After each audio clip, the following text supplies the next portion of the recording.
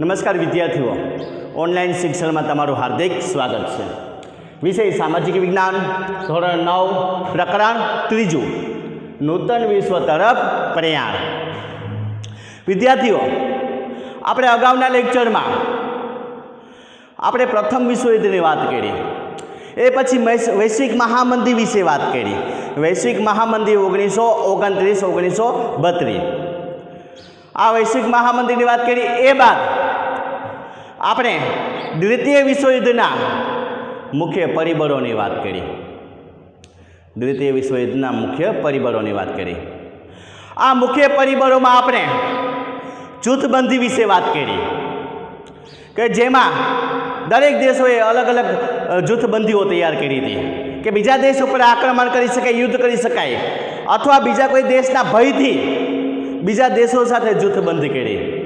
ફ્રાન્સને તો હંમેશા જર્મનીનો ભય હોવાથી એણે ઓસ્ટ્રિયા, ચેકોસ્લોવેકિયા ઘણા દેશો સાથે જૂથબંધી કરેલી. પછી ઉગ્ર રાષ્ટ્રવાદ વિશે જોયું કે દરેક દેશોમાં તો હવે ઉગ્ર રાષ્ટ્રવાદનો વિકાસ થયો. યુરોપના મોટા ભાગના દેશોમાં ઉગ્ર રાષ્ટ્રવાદનો વિકાસ થયો કે ગમે તે ભોગે બીજા દેશો ઉપર કબજો મેળવવો. લોકો શસ્ત્રોનું ઉત્પાદન કરતા ગયા, પોતાના સૈનિકોને ફરજિયાત લશ્કરમાં તાલીમ આપતા ગયા, અને ઉગ્ર રાષ્ટ્રવાદના ફળસ્વરૂપ જર્મનીએ ઓસ્ટ્રિયા અને ચેકોસ્લોવેકિયા કબજે કર્યું.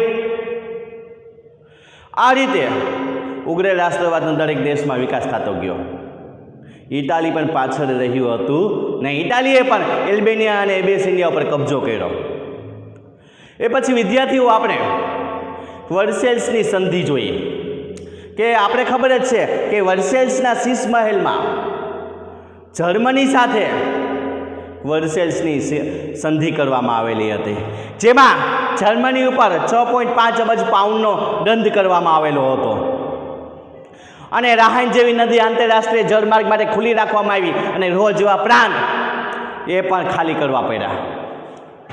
અને આલ્સેસ અને લોરેન્સ જે બે પ્રદેશો ફ્રાન્સ પાસેથી જીતેલા હતા, એ બે પ્રદેશો આલ્સેસ અને લોરેન્સ જર્મનીએ ફ્રાન્સને પાછા આપી દેવા પડ્યા. અને આ સંધિને હિટલરે કાગળનું ચીથડું સમજીને ફેંકી દેવાની હાકલ કરી. આથી જર્મનીની પ્રજામાં પણ યુદ્ધના બીજ રોપાના કે ગમે તે ભોગે યુદ્ધ કરવું જરૂરી છે, કેમ કે આમે જર્મનીની પ્રજા હિટલરને ફ્યુહરર એટલે કે તારણહાર માનતી હતી.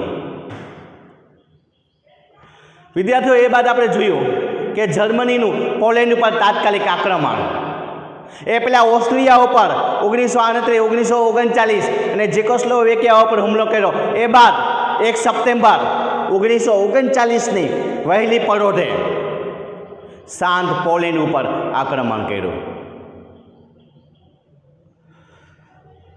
આપણે ખબર જ છે કે આખું વિશ્વ એક દારૂગોળાના ઢગ ઉપર બેસી ગયું હતું.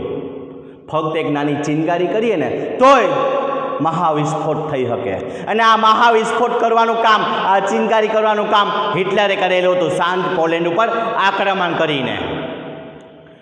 બ્રિટન અને ફ્રાન્સે તો યુદ્ધ વિરામ કરવાનું કીધું કે અહીં યુદ્ધ વિરામ કરી દો, પોલેન્ડ ઉપર આક્રમણ ન કરો, પરંતુ જર્મનીએ હિટલરે કોઈની વાત ન માની અને પોલેન્ડ ઉપર આક્રમણ કર્યું, અને બીજા વિશ્વયુદ્ધની શરૂઆત થઈ ગઈ. બીજા વિશ્વયુદ્ધના નગારા વાગી ગયા,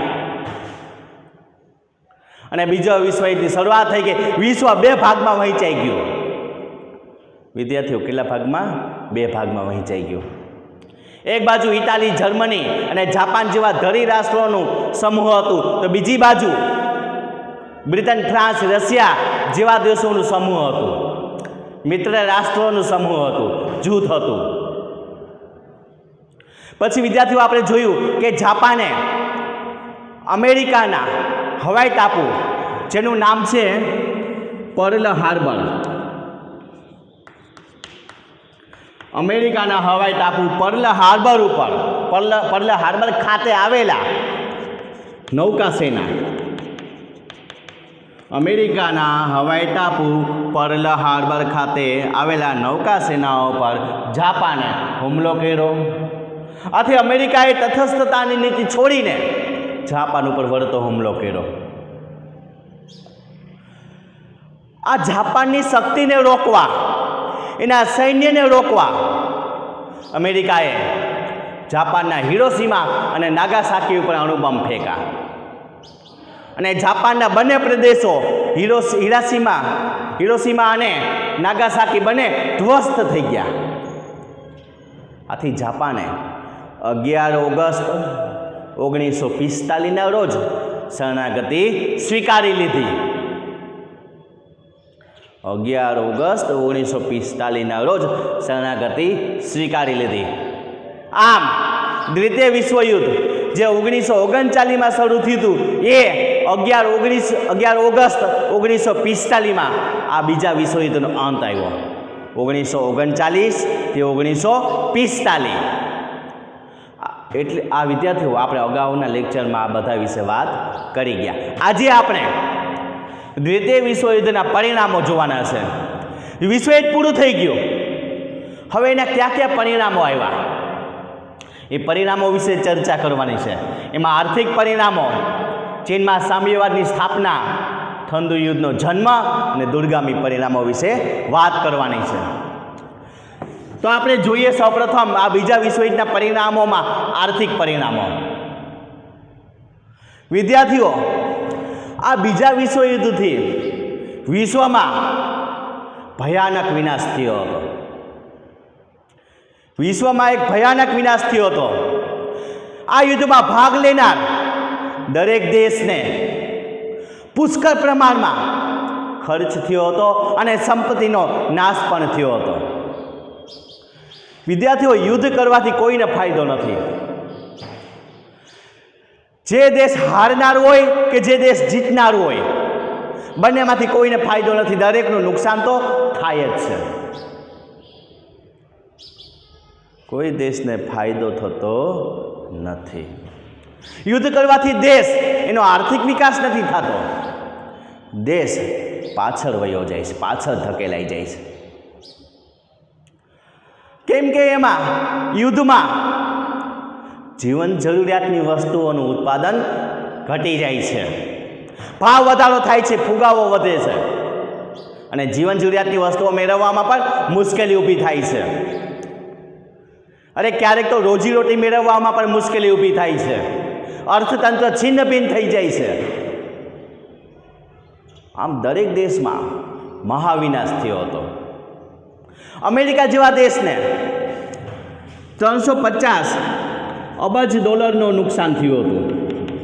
એટલો ખર્ચો થયો હતો અમેરિકા જેવા દેશને. કોને? અમેરિકાને. $350 અબજ. જ્યારે બીજા દેશોને, બીજા રાષ્ટ્રોને $1000 ખર્ચો થયો હતો અને એટલી સંપત્તિનો નાશ પણ થયો હતો.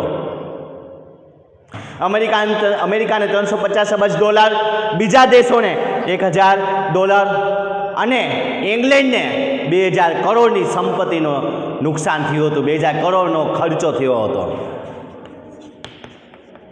ઇંગ્લેન્ડને 2000 કરોડનો ખર્ચો થયો હતો. વિચાર કરો વિદ્યાર્થીઓ, આ યુદ્ધ વખતે દરેક દેશ શસ્ત્ર સરંજામમાં માનતું કે શસ્ત્રોનું ઉત્પાદન કરવા લાગ્યા. વધુ શસ્ત્રનું ઉત્પાદન થાય. બીજા દેશ કરતાં ચડિયાતા મહાવિનાશક શસ્ત્રોનું ઉત્પાદન કરવા લાગ્યા. પરિણામે જીવન જરૂરિયાતની વસ્તુનું ઉત્પાદન ઘટી ગયું. પુરવઠામાં ઘટાડો થયો અને ફુગાવામાં વધારો થયો. આમ જીવન જરૂરિયાતની વસ્તુઓ મેળવવામાં પણ મુશ્કેલી ઊભી થવા લાગી અને વિશ્વમાં મહામંદીનું સર્જન થયું. આ તો એનું આર્થિક પરિણામ. એ બાદ વિદ્યાર્થીઓ આપણે ચીનમાં સામ્યવાદની સ્થાપના જોઈએ. વિદ્યાર્થીઓ, રશિયામાં 1917માં બોલ્શેવિક ક્રાંતિ થઈ. એ ક્રાંતિ થઈ બોલ્શેવિક ક્રાંતિ. જો કે આ બોલ્શેવિક ક્રાંતિ આપણે પાઠ પહેલામાં અભ્યાસ કરી ગયા. રશિયામાં ક્રાંતિ 1917, જે રશિયામાં ઝારશાહીનું શાસન હતું. કોનું? ઝારશાહીનું શાસન હતું. એટલે ઝાર નામના રાજાઓ શાસન ભોગવતા હતા, જે નિરંકુશ હતા, જે આપ ખુદ હતા. ત્યાં લોકોને, ખેત મજૂરોને કોઈ પણ પ્રકારના અધિકારો માંગવાનો હક ન હતો. જો અધિકારો માંગે તો એને સજા કરવામાં આવતી. અને સાઇબિરિયા જેવા દેશમાં જે હાથ આખું શરીર થીજાવી દે એવી ઠંડીમાં મોકલવામાં આવતા, જો કોઈ હકની માંગણી કરે તો. પછી વિદ્યાર્થીઓ ફાધર ગેપોનની આગેવાની હેઠળ એક વિશાળ સર્કસ કાઢવામાં આવ્યું. ઝારના વિન્ટર પેલેસ સુધી પહોંચવામાં આવ્યું, ત્યાં ઝારના રાજાએ પોતાના સૈનિકોને ગોળીબારનો આદેશ આપ્યો. તારીખ હતી 22 જાન્યુઆરી 1905 ને રવિવાર. ઝારશાહીના સૈનિકોએ આ સરઘસ ઉપર ગોળીબાર કર્યો અને જ્યાં ઝાર રાજાઓનું નિવાસ સ્થાન છે રાજમહેલ છે સેન્ટ પીટર્સબર્ગ, ત્યાંનો બરફ આખો લોહીથી લાલ થઈ ગયો. 22 જાન્યુઆરી 1905. અને ત્યારથી એ દિવસ લોહિયાર રવિવાર તરીકે ઓળખાય છે. કેમ કે સરઘસમાં આગેવાનીમાં જેટલા પણ મજૂરો કામદારો હતા એના લોહીથી આખો બરફ સેન્ટ પીટર્સબર્ગનો આખો લાલ થઈ ગયો. પછી વિદ્યાર્થીઓ આપણે જોયું કે પેટ્રોગાઝના કર્મચારીઓએ હડતાળો પાડી. પછી ઝારના સૈનિકોએ ગોળીબાર કરવાની મનાઈ કરી દીધી. પછી ત્યાં ક્રાંતિ થઈ અને ક્રાંતિ થયા પછી કેરેન્સ્કીના નેતૃત્વવાળી મેન્શેવિક પક્ષ આવ્યો. પરંતુ આ મેન્શેવિક પક્ષ જે મધ્યમ વર્ગના લોકોમાં માનતો હતો, આથી લેનિન ખુશ ન હતો. કેમ કે લેનિન કાર્લ માર્ક્સની વિચારસરણી મુજબ શ્રમજીવીઓમાં માનતો. આથી લેનિને મેન્શેવિકો વિરુદ્ધ બોલ્શેવિકોને ભડકાવ્યા અને ક્રાંતિ થઈ અને બોલ્શેવિકોનો પક્ષ સત્તા પર આવ્યો. આમ ઝારશાહીનું 300 વર્ષ જૂનું શાસન ઉખડી ગયું. પહેલી વખત રશિયામાં ઝાર વગરનું શાસન હતું. આ આપણે પહેલા પાઠમાં અભ્યાસ કરી ગયા. વિદ્યાર્થીઓ, ચીનમાં સામ્યવાદની સ્થાપનાની વાત કરીએ તો રશિયામાં 1917માં જે બોલ્શેવિક ક્રાંતિ થઈ, આ બોલ્શેવિક ક્રાંતિના અંતે સામ્યવાદી ધોરણે રશિયામાં જે પ્રગતિ હાસિલ કરીને, જે વિકાસ સાધ્યો ને, એનાથી દુનિયાના તમામ રાષ્ટ્રો પ્રભાવિત થયા અને ચીન પણ પ્રભાવિત થયો. બીજા વિશ્વયુદ્ધ બાદ જાપાનનો ચીન ઉપરથી પ્રભાવ ઓસરી ગયો. કેમ કે જાપાનના તો હિરોશીમા અને નાગાસાકી ઉપર અમેરિકાએ અણુબોમ્બ ફેંકો, આથી જાપાનની શક્તિ ક્ષીણ થઈ ગઈ અને એનો પ્રભાવ પણ ચીન ઉપરથી ઓછો થઈ ગયો. યાદ હોય તો વિદ્યાર્થીઓ, જાપાને ચીનમાં યુદ્ધ કર્યું અને ચીનનો મંચુરિયા પ્રદેશ કબજે કરી લીધો હતો અને મંચુકો સરકાર બનાવી હતી. એટલે ચીનમાં મંચુરિયા પ્રદેશ કબજો કર્યો અને મંચુકો સરકાર બનાવી હતી. પરંતુ બીજા વિશ્વયુદ્ધ બાદ આ જાપાનનો પ્રભાવ ચીનમાંથી ઓછરી ગયો અને તેનો લાભ લઈને માઓ ત્સે તુંગના નેતૃત્વ હેઠળ જે ક્રાંતિ થઈ, એ ક્રાંતિના અંતે ચીનમાં સામ્યવાદની સ્થાપના થઈ. આ પ્રભાવ ઓછળી ગયો ને જાપાનનો ચીન ઉપરથી, એનો લાભ કોને લીધો? માઓ ત્સે તુંગે. અને માઓ ત્સે તુંગના નેતૃત્વ હેઠળ જે ક્રાંતિ થઈ, આ ક્રાંતિના અંતે ચીનમાં સામ્યવાદી શાસનની સ્થાપના થઈ. સામ્યવાદી શાસનની સ્થાપના થઈ. વિદ્યાર્થીઓ, એ બાદ આપણે ઠંડુ યુદ્ધનો જન્મ, દૂરગામી પરિણામો વિશે વાત કરીએ. વિદ્યાર્થીઓ, એવું લાગતું કે બીજા વિશ્વયુદ્ધ બાદ વિશ્વમાં શાંતિ અને સલામતી જળવાઈ રહેશે. હવે કેમ કે દરેક દેશ શાંતિ અને સલામતી ઝખતો હતો, પરંતુ બીજા વિશ્વયુદ્ધ બાદ પણ બે મહાસત્તાઓ અલગ અલગ જૂથમાં વહેંચાઈ ગઈ. બે મહાસત્તાઓ વચ્ચે ભાગલા પડી ગયા. એક બાજુ અમેરિકા, એક બાજુ રશિયા. વિશ્વના બીજા દેશો પણ પોતાની અનુકૂળતા મુજબ અલગ અલગ દેશ અમેરિકા અને રશિયા સાથે જોડાણા. અમુક દેશો અમેરિકા સાથે જોડાણા, અમુક દેશો રશિયા સાથે જોડાણા. આમ બે અલગ અલગ જૂથ બની ગયા, એક અમેરિકાવાળું, એક રશિયાવાળું. અમેરિકાનું જૂથ અને રશિયાનું જૂથ એકબીજાના વાતોનું મતનું ખંડન કરતા. શું કરતા? એકબીજાના મતનું ખંડન કરતા. આ બંને જૂથો વચ્ચે વાક યુદ્ધો થયા, વિચાર યુદ્ધો થયા. શસ્ત્ર વગરનું યુદ્ધ હતું. આ કેવું હતું? શસ્ત્ર વગરનું, જ્યાં એકબીજાના મતનું ખંડન કરતા, એકબીજાના વિચારોનું ખંડન કરતા. વાક્ય યુદ્ધ હાલતું એકબીજા વચ્ચે. એટલે આ શસ્ત્ર વગરના યુદ્ધને ઠંડુ યુદ્ધ તરીકે ઓળખવામાં આવે છે. યાદ રાખજો, શસ્ત્ર વગરના યુદ્ધને ઠંડા યુદ્ધ તરીકે ઓળખવામાં આવે છે, કે જેમાં એકબીજાની વાતોનું ખંડન કરવું, એકબીજાના વિચારોનું ખંડન કરવું. શસ્ત્ર સાથે યુદ્ધ કરવું નહીં. એટલે શસ્ત્ર વગરના યુદ્ધને ઠંડા યુદ્ધ તરીકે ઓળખવામાં આવતું. જે ઠંડુ યુદ્ધ હાલતું ને ત્યારે વિદ્યાર્થીઓ એવું લાગતું કે કદાચ ત્રીજા વિશ્વયુદ્ધની સંભાવના છે. એવી શંકા સેવાતી હતી કે કદાચ ત્રીજું યુદ્ધ પણ થઈ શકે. ત્રીજું યુદ્ધ પણ થઈ શકે. વિદ્યાર્થીઓ, એ ઠંડા યુદ્ધ પછી આજે આપણે યુએનની, યુનાઇટેડ નેશન્સની વાત કરીએ.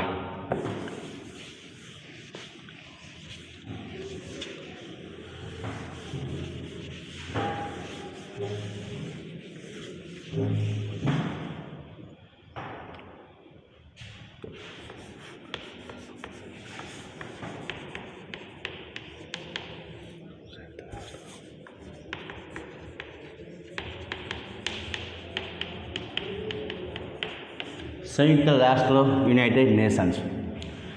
વિદ્યાર્થીઓ, બીજા વિશ્વયુદ્ધ બાદ અમેરિકાએ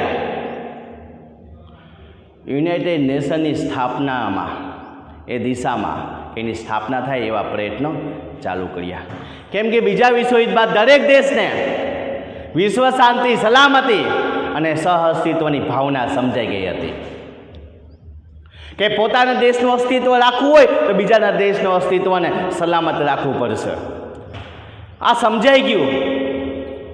આથી 24 ઓક્ટોબર 1945ના રોજ, 24 ઓક્ટોબર 1945ના રોજ યુએનની સ્થાપના થઈ અને તેનું કાર્યાલય, યુએનનું કાર્યાલય ન્યૂયોર્કમાં રાખવામાં આવ્યું. કઈ જગ્યાએ કાર્યાલય છે યુએનનો? ન્યૂયોર્ક. ક્યારે સ્થાપના થઈ? 24 ઓક્ટોબર 1945. યાદ રાખજો વિદ્યાર્થીઓ. હવે અમેરિકાના પ્રયાસો ચાલુ જ હતા કે યુનાઇટેડ નેશનની સ્થાપના થાય. આથી અમેરિકાના પ્રમુખ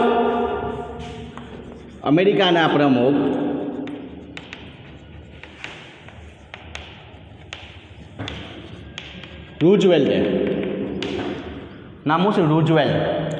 રૂઝવેલ્ટે અમેરિકાની કોંગ્રેસ, સંસદને, અમેરિકાની કોંગ્રેસ એટલે કે સંસદને સંદેશો આપતા મહત્વની 4 સ્વતંત્રતાઓ જણાવી અથવા સ્વતંત્રતાની ઘોષણા કરી. કેટલી? 4 સ્વતંત્રતાની ઘોષણા કરી.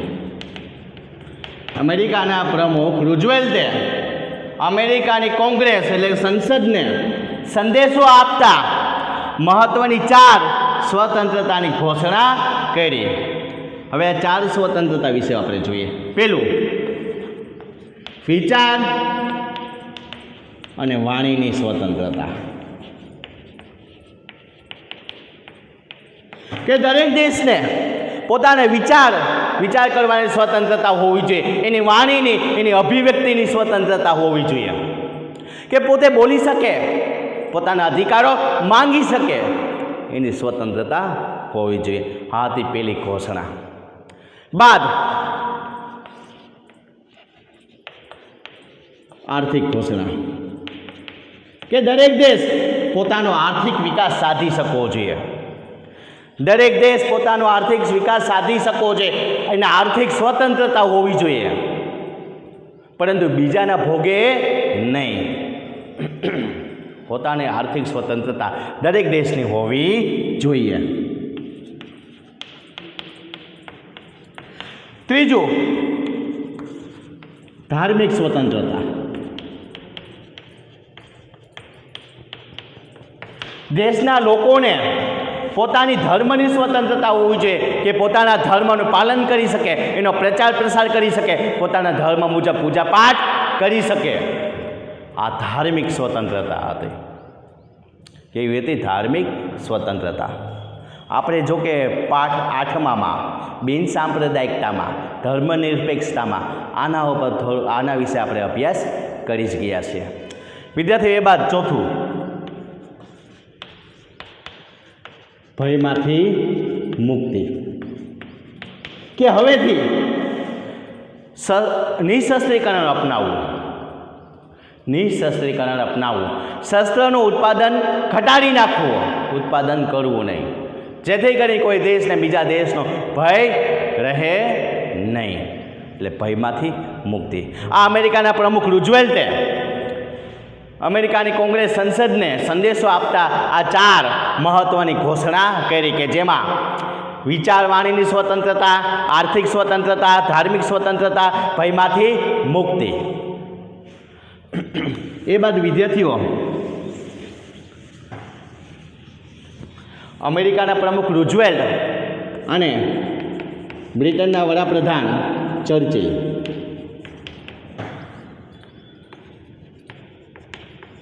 અમેરિકાના પ્રમુખ રૂઝવેલ્ટ અને બ્રિટનના વડાપ્રધાન ચર્ચિલ, આ બંને દેશો વિશ્વ શાંતિ માટે, વિશ્વ શાંતિ સલામતી માટે આ બંને દેશના પ્રમુખ અને વડાપ્રધાને એટલાન્ટિક મહાસાગરના કોઈ જહાજમાં 8 મુદ્દાઓનું ખતપત્ર તૈયાર કર્યું.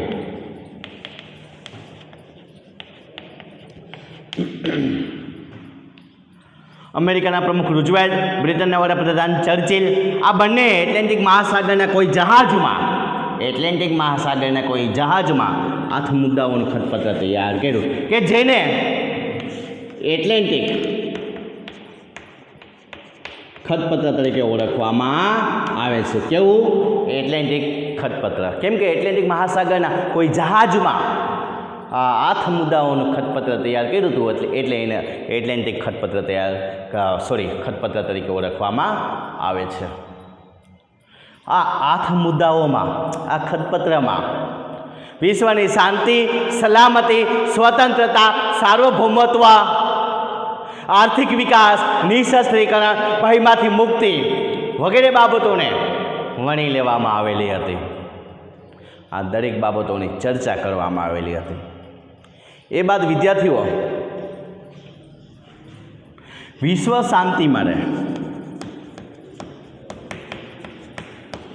શાંતિ માટે અમેરિકા, બ્રિટન, રશિયા અને ચીન આ 4 દેશોના વિદેશ પ્રધાનો અથવા પ્રતિનિધિઓ કહીએ, જે વિદેશ મંત્રી હોય ને, આ 4 દેશના વિદેશ પ્રધાનો, વિદેશ મંત્રીઓ મોસ્કો, વિશ્વ શાંતિ માટે મોસ્કો ભેગા થયા. કઈ જગ્યાએ ભેગા થયા? મોસ્કોમાં. આ દેશનું નામ છે. મોસ્કોમાં ભેગા થયા.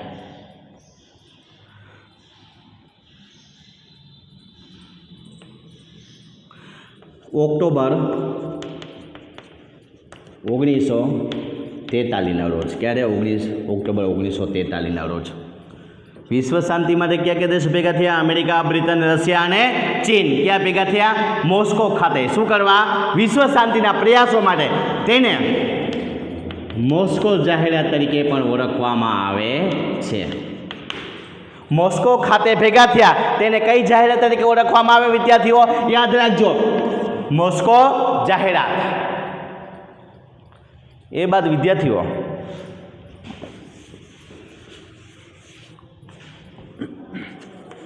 નવેમ્બર 1943માં ત્રણ દેશોના જે પ્રધાનો તહેરાનમાં ભેગા થયા. કઈ જગ્યાએ? તહેરાનમાં. ત્યાં પણ વિશ્વ શાંતિ, સલામતી, સ્વતંત્રતાની ઘોષણા કરવા માટે, એની ચર્ચા કરવા માટે ભેગા થયા. કઈ જગ્યાએ? તહેરાનમાં. એ બાદ વિદ્યાર્થીઓ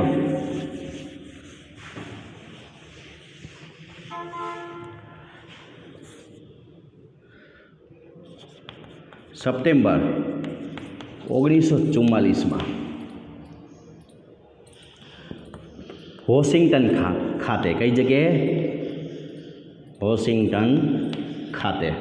સપ્ટેમ્બર 1944માં વોશિંગ્ટન ખાતે 50 દેશોના, 50 રાષ્ટ્રોના પ્રતિનિધિઓએ, 50 દેશોના પ્રતિનિધિઓએ સંયુક્ત રાષ્ટ્રોનું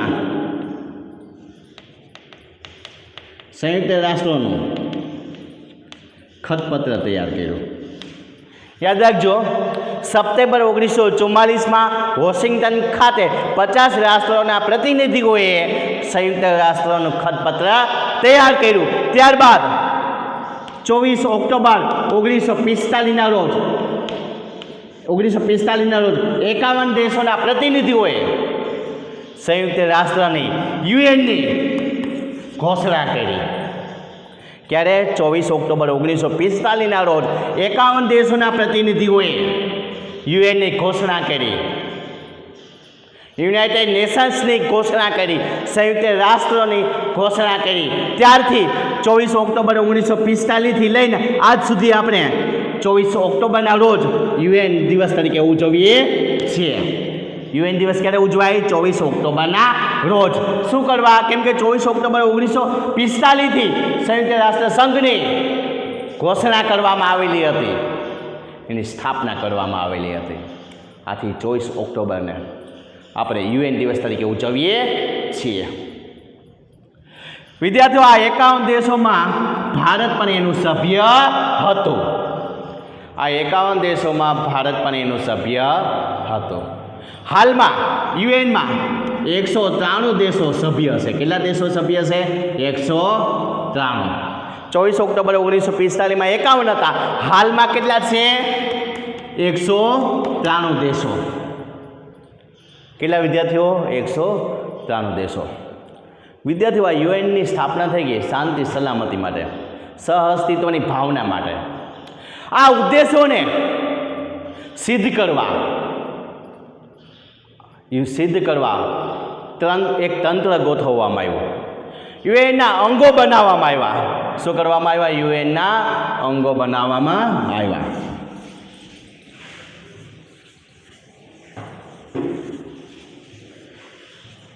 યુએનના જે એમ કહેવાય યુનાઇટેડ નેશનના ઉદ્દેશો સિદ્ધ કરવા એક તંત્ર બનાવવામાં આવ્યું. એટલે એના અંગો બનાવવામાં આવ્યા. યુએનના 6 અંગો છે. કેટલા અંગો છે? 6 અંગો. આ 6 અંગોમાં એક સામાન્ય સભા, બીજું સલામતી સમિતિ, ત્રીજું આર્થિક અને સામાજિક સમિતિ, ચોથું વાલીપણા સમિતિ, પાંચમું આંતરરાષ્ટ્રીય અદાલત, ને છઠ્ઠું સચિવાલય. શું આવશે? સચિવાલય.